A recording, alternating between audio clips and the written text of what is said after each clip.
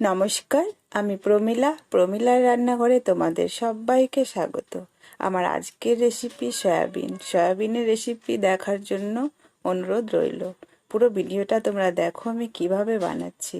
তো এখানে দেখো আগে থেকেই সয়াবিনটা আমি ভিজিয়ে নিয়েছি। ভেজানোর ভিডিওটা তোমাদেরকে দেখালাম না। তো খুব সুন্দরভাবে সয়াবিনগুলো নরম হয়ে আছে, জল থেকে ছেঁকে নিয়েছি। এবার এখানে দেখো স্বাদ মতো লবণ আমি মাখিয়ে নিচ্ছি। এবার হলুদ দিয়ে দেবো অল্প পরিমাণে।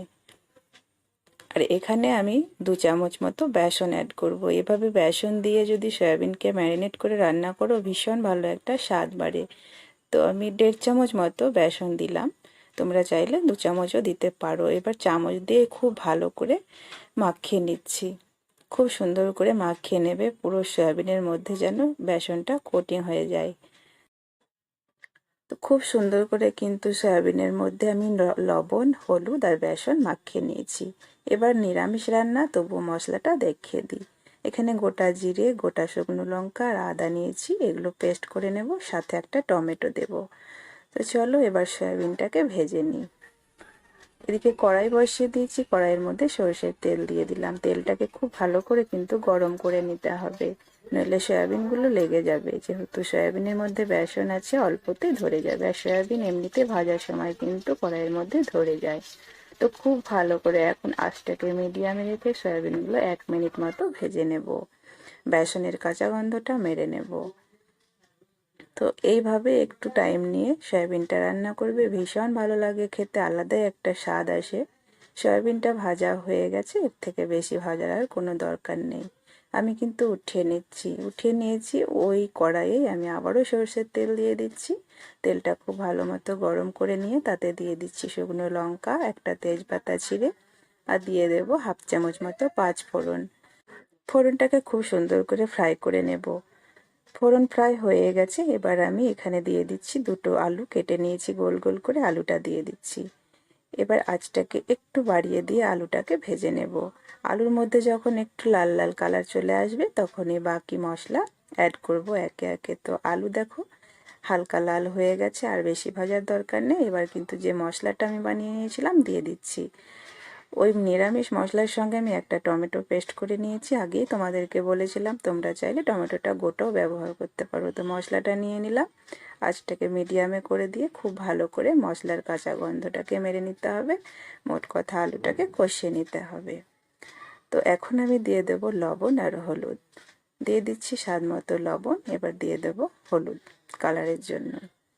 খুব ভালো করে কিন্তু সব কিছুকে একসঙ্গে কষিয়ে নিতে হবে একটু টাইম নিয়ে। যত ভালো করে কষাবে এই রান্নাটা তত কিন্তু স্বাদ বেড়ে যাবে। এখন আমি আঁচটাকে একদম স্লো করে দিয়ে ঢাকা দিয়ে দিচ্ছি 1 মিনিটের জন্য। 1 মিনিট পরে ঢাকাটা খুলে নিচ্ছি। 1 মিনিট হয়ে গেছে, আলুটা আমাদের একদমই কষানো কমপ্লিট হয়ে গেছে, মশলাটা কিন্তু কাঁচা গন্ধ মরে গেছে। এখন আমি এর মধ্যে দিয়ে দেবো ভেজে রাখা সয়াবিন। সয়াবিনটাকে কয়েক সেকেন্ড নাড়াচাড়া করে নেব। সয়াবিনটাকে দেওয়ার পরে আবারও আমি গ্যাসটাকে স্লো করে দিয়ে ঢাকা দিয়ে 1 মিনিট মতো রেখে দেব। খুব ভালো করে কিন্তু সয়াবিনের মধ্যে মশলাগুলো ঢুকবে আর ভালো মতো কষানো হবে।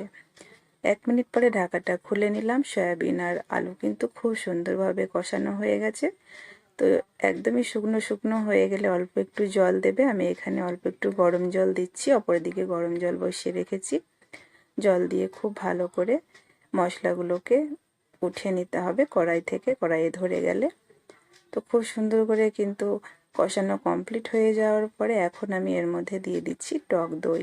আমি কিন্তু 2.5 চামচ মতো টক দই দিচ্ছি, আর আঁচটা একদমই স্লোতে আছে। টক দইটাকে দিয়ে আবারও কয়েক সেকেন্ড মতো নাড়াচাড়া করে নেব। এভাবে নিরামিষ রান্নায় একটু টক দই ব্যবহার করবে, ভীষণ ভালো একটা স্বাদ কিন্তু আসে। তো টক দই দিয়ে খুব ভালো করে আবারও কিন্তু নাড়াচাড়া করে নিলাম। এই রান্নাটা একটু বেশি কষিয়ে নেবে, যত ভালো কষাবে কিন্তু ততই কালার আসে আর স্বাদ কিন্তু বাড়ে।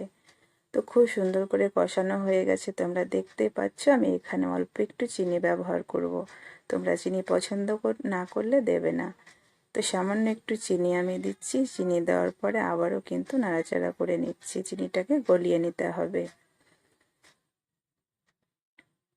চিনিটা কিন্তু তেলের ওপরে দিলেও কালার আসে রান্নার, চাইলে তোমরা তেলের ওপরেও দিতে পারো ফোড়নের সময়।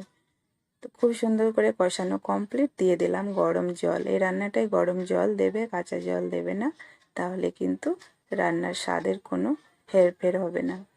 জল দিয়ে খুব ভালো করে সব সয়াবিন আর আলুটাকে ডুবিয়ে দিলাম। এবার ঢাকা দিয়ে আঁচটাকে মিডিয়ামে করে 3 থেকে 4 মিনিট রান্না করে নেব। একটু বেশি পরিমাণেই জল দিয়ে দিয়েছিলাম। আমি কিন্তু 4 মিনিট পরে ঢাকাটা খুলে নিচ্ছি। রান্না কিন্তু একদমই রেডি।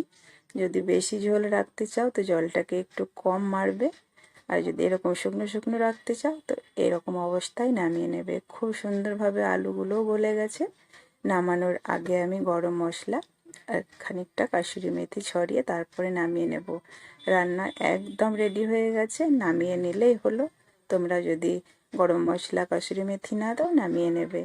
তো আমার আজকের রেসিপি কেমন লেগেছে তোমরা আমাকে অবশ্যই জানাবে কমেন্ট বক্সে। ভালো লাগলে লাইক করবে, আর এরকম ঘরোয়া রান্না পেতে পাশে থাকা বেল বাটনটি অবশ্যই ক্লিক করবে। দেখতেই পেলে আজকে নিরামিষ সয়াবিন কত তাড়াতাড়ি হয়ে গেল। খুব একটাও সময় লাগে না, একটু ধৈর্য নিয়ে এরকম নতুনভাবে যদি রান্না করে দাও সবাই কিন্তু পছন্দ করবে। নিরামিষ দিনে কিন্তু মনে হবে না যে নিরামিষ খাচ্ছি। তো এইভাবেই সয়াবিন অবশ্যই বাড়িতে বানাও। আর আমার চ্যানেল নতুন হয়ে থাকলে অবশ্যই চ্যানেলটাকে সাবস্ক্রাইব করে দিও। আজকে এ পর্যন্তই।